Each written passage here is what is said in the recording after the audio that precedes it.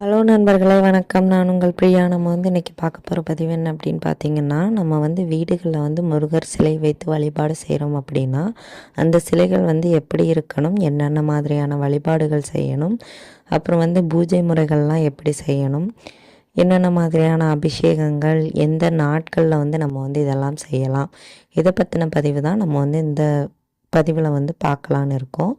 அதற்கு முன்னாடி நீங்கள் இந்த பதிவை பார்க்கக்கூடிய முருக பக்தர்களாக இருந்தீங்க அப்படின்னா, மறக்காமல் ஓம் சரவணபவா போற்றிங்கிறத நம்மளோட கமெண்ட் பாக்ஸில் கமெண்டாக போஸ்ட் பண்ணுங்கள். இது வரைக்கும் நீங்கள் நம்மளோட சேனலை சப்ஸ்கிரைப் பண்ணாமல் பார்த்துருந்தீங்க அப்படின்னா மறக்காமல் சப்ஸ்கிரைப் பண்ணி வச்சுக்கோங்க. இதுபோல் முருகர் சம்பந்தமான பயனுள்ள தகவல்களை நீங்கள் தொடர்ந்து பார்த்து தெரிந்து கொள்ள முடியும். இப்போ வாங்க நம்ம பதிவுக்குள்ளே போகலாம். முருகர் சிலைகள் நம்ம வீட்டில் வைத்து வழிபாடு பண்ணுறோம் அப்படின்னா, அந்த சிலைகள் எப்படி இருக்கணும் அப்படின்னு பார்த்திங்கன்னா, ஒரு அரை அடி உயரம் உள்ள சிலைகளை வைத்து நம்ம வழிபாடு செய்யலாம். குறைந்தபட்சம் நம்மளோட ஒரு விரல் சைஸுக்கு இருக்கக்கூடிய சிலைகள். ரொம்பவும் உயரம் அந்த அரை அடிக்கு மேலே உயரம் கூடினது சிலைகளை நம்ம வச்சு வழிபாடு செய்யக்கூடாது. ஏன் அப்படின்னா, அந்த சிலைகளுக்கு நம்ம அப்படி சிலை வழிபாடு செய்யும்போது கண்டிப்பாக அதுக்கு அபிஷேகங்கள் செய்யணும். அதே மாதிரி பூஜைகள் அந்த உரிய நாட்களில் கொடுக்கணும். இல்லாட்டி அந்த சிலைகளுக்குரிய சக்திகள் குறையும் அப்படின்னு சொல்லப்படுது.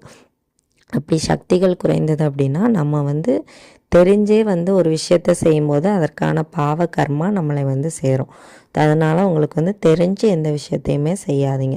அதே மாதிரி நீங்கள் கோயில்களில் நம்ம முருகப்பெருமானோட சிலைகள் எந்த உருவத்தில் இருக்குதோ அந்த மாதிரி இருக்கக்கூடிய உருவ சிலைகளை வாங்கி நம்ம வீட்டில் வைத்து வழிபாடு செய்யக்கூடாது அப்படின்னு சொல்லப்பட்டிருக்கு. கோயிலில் முறையாக அந்த சக்தியை உருவேற்றி அவங்க சிலையை பெரிய சிலைகள் தான் வச்சுருப்பாங்க.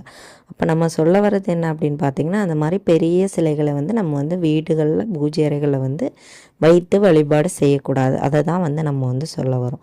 நம்ம குட்டியாக ஒரு சிலை வச்சுருக்குறோம், ஒரு சின்ன சிலை வச்சுருக்குறோம் அப்படின்னா அதுக்கு கண்டிப்பாக நீங்கள் செய்ய வேண்டிய விஷயங்கள் என்னென்ன அப்படின்னு பார்த்தீங்கன்னா, கண்டிப்பாக நீங்கள் செவ்வாய்க்கிழமை, முருகருக்கு உகந்த நாள் செவ்வாய்க்கிழமை, விசாக நட்சத்திரம், கிருத்திகை, அப்புறம் சஷ்டி, வளர்பிறை சஷ்டி, தேய்பிறை சஷ்டி, இதில் எல்லாத்துலேயுமே நீங்கள் கண்டிப்பாக அபிஷேகங்கள் கொடுக்கணும். ஒரு அபிஷேகம் கொடுக்கலாம், 2, 3, 1, 3, 5 இந்த மாதிரி அபிஷேகங்கள் ஒற்றைப்படை எண்களில் நீங்கள் அபிஷேகம் பண்ணணும். அபிஷேகம் பண்ணிவிட்டு விளக்கு ஏற்றணும். சந்தன குங்குமம் போட்டு வச்சு விளக்கு ஏற்றணும். அபிஷேகம் என்னென்ன பொருட்கள்னால நீங்கள் பண்ணலாம் அப்படின்னு பார்த்தீங்கன்னா, சந்தனம், குங்குமம், விபூதி, பால், பன்னீர், தண்ணீர், அப்புறம் சந்தனம் ரொம்பவும் முருகப்பெருமானுக்கு பிடிச்சது, அப்புறம் பூக்கள், அரிசி, இந்த மாதிரி என்னென்ன பொருட்கள் கிடைக்கிறோ அதை வைத்து நம்ம அபிஷேகங்கள் பண்ணலாம். இளநீர், அப்புறம் தானியங்கள், அப்புறம் பழங்கள், பஞ்சாமிர்த அபிஷேகம், இப்படி எக்கச்சக்கமான அபிஷேகங்கள் இருக்குது. தேன் அபிஷேகம், இப்படி உங்களுக்கு தெரிஞ்ச எந்த அபிஷேகங்கள்லாம் உங்களால் எளிமையாக பண்ண முடியுதோ அதெல்லாம் பண்ணிவிட்டு முருகப்பெருமானோட அந்த சிலைக்கு பூக்கள் வைத்து வழிபாடு செய்யணும்.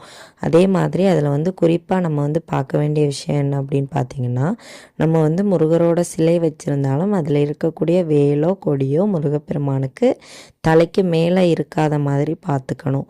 அந்த வேலின் அளவு கரெக்டாக இருக்குதான்னு பார்த்துட்டு நீங்கள் சிலைகள் வாங்குங்க. சின்ன சிலைகள் வைத்து நம்ம வழிபாடு தாராளமாக செய்யலாம்.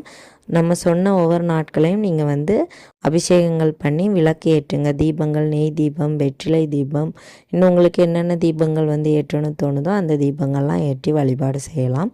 அதே மாதிரி நெய்வேத்தியங்கள் செஞ்சு வைக்கலாம். முருகப்பெருமானுக்கு பிடித்த தினை மாவு, தேன், அப்புறம் ட்ரை ஃப்ரூட்ஸ் வைக்கலாம், பழங்கள், அப்புறம் ஏதாச்சும் சாப்பாடு, பாயாசம், அப்புறம் இல்லாட்டி கல்கண்டு, பால், தேன், இந்த மாதிரி எதுனாலும் நீங்கள் நைவேத்தியமாக வைத்து முருகப்பெருமானை வழிபாடு செய்யணும். அப்புறம் முருகப்பெருமானுக்கு பிடித்த மலர்களான செவ்வரளி, மல்லிகைப்பூ, அப்புறம் பன்னீர் ரோஜா, இந்த மாதிரி மலர்களை கொண்டு அலங்காரம் பண்ணணும். ஸோ இப்படி நீங்கள் தொடர்ந்து பண்ணிட்டு வரும்போது கண்டிப்பாக உங்களுக்கு நல்ல பலன்கள் கிடைக்கும். வெட்டி வேர் கிடைத்தது அப்படின்னா, சின்ன சிலை வச்சுருந்தீங்க அப்படின்னா குட்டியாக மாலை செஞ்சு கண்டிப்பாக முருகப்பெருமானோட கழுத்துலேயே இருக்கிற மாதிரி அந்த மாலையை பார்த்துக்கோங்க. அதுக்கப்புறமா அந்த மாலையை 2 வாரத்திற்கு ஒரு முறை கண்டிப்பாக பன்னீரில் நனைத்து மறுபடியும் போடுங்க. அந்த வெட்டி வேரோட வாசனை வந்து போகிறது வரைக்கும் நீங்கள் வந்து அதை வந்து அந்த பன்னீரில் முக்கி முக்கி போட்டுக்கலாம். ஒரு 6 மாதம் அந்த வெட்டிவேர் மாலையை வந்து நீங்கள் வந்து யூஸ் பண்ணலாம். அதுக்கப்புறம் மறுபடியும் புது வெட்டிவேர் மாலை தான் போடணும். அந்த 6 மாதத்துக்கு அப்புறமா அந்த வெட்டிவேரை எடுத்து நீங்கள் வந்து பொடியாக்கி சாம்பிராணி போடுறதுக்கோ அந்த மாதிரி யூஸ் பண்ணிக்கலாம். ஸோ இப்படி நீங்கள் வந்து முருகப்பெருமானோட சிலை வைத்திருந்தீங்க அப்படின்னா வழிபாடு செஞ்சு பாருங்கள். அதே மாதிரி அவருக்கு வந்து ஏதாவது காணிக்கையாக முடிச்சுகள் ரூபாய் அப்படி வச்சுருந்தீங்க அப்படின்னா உங்களோட வேண்டுதல்கள் நிறைவேறியதும் அதை கொண்டு போய் அந்தந்த கோயில்களில் வந்து சேர்த்துருங்க.